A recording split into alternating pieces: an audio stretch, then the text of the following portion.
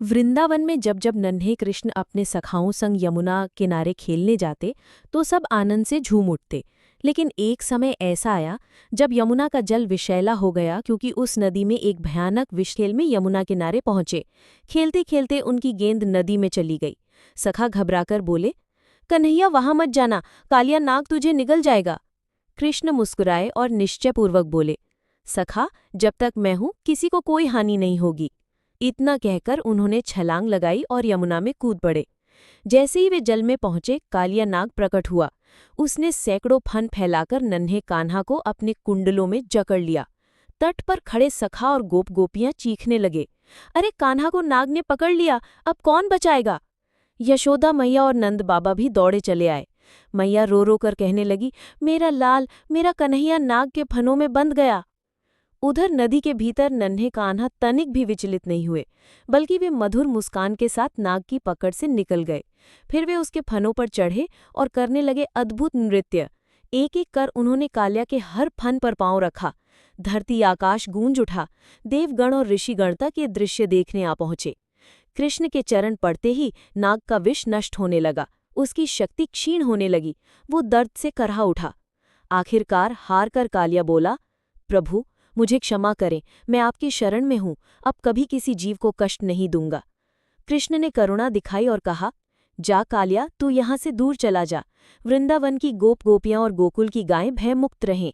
जहां जहां मेरे चरण चिन्ह हैं, वहां तुझे कोई अनिष्ट नहीं होगा। कालिया भयभीत होकर अपनी पत्नियों समेत यमुना से निकल गया। उसके जाते ही नदी का जल निर्मल और पावन हो उठा। गोप बालक हर्ष से झूम उठे।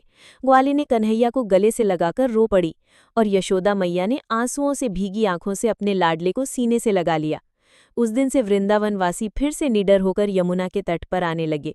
सबने हर्षोल्लास से जयकार की, जय कन्हैया लाल की।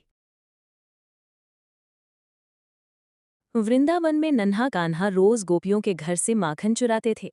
गोपियों के घरों में जब भी माखन मटकी में रखा जाता, कान्हा उसे चुराने के नए नए उपाय निकालते।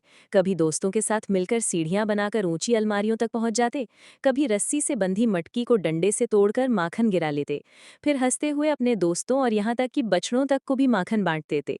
गोपियां बार बार शिकायत लेकर यशोदा मैया के पास आती, मैया, तुम्हारा कान्हा तो बड़ा शरारती है, रोज हमारे घर से माखन चुरा ले जाता है। एक दिन यशोदा ने कान्हा को रंगे हाथ पकड़ लिया और गुस्से में बोली, कन्हैया, तूने फिर माखन चुराया। कृष्ण मासूमियत से बड़ी बड़ी आंखें फैलाकर बोले, मैया, मैंने माखन नहीं खाया। यशोदा मैया ने गुस्से में उनका मुंह खोला, लेकिन जैसे ही अंदर देखा तो स्तब्ध रह गई, क्योंकि उस छोटे से मुख के भीतर सिर्फ माखन ही नहीं बल्कि पूरा ब्रह्मांड था। चांद, सूरज, ग्रह, नक्षत्र और सृष्टि का संपूर्ण विस्तार। माँ यशोदा की आंखों में आंसू आ गए। उन्हें उस क्षण एहसास हुआ कि उनका नटखट कान्हा कोई साधारण बालक नहीं बल्कि स्वयं भगवान विष्णु का अवतार है। लेकिन अगले ही पल जब कृष्ण ने अपनी भोली मुस्कान बिखेरी तो मैया का हृदय फिर ममता से भर गया। वे उन्हें गले से लगाकर बोली, तू चाहे जो भी हो, मेरे लिए तो तू मेरा लाडला कन्हैया ही है।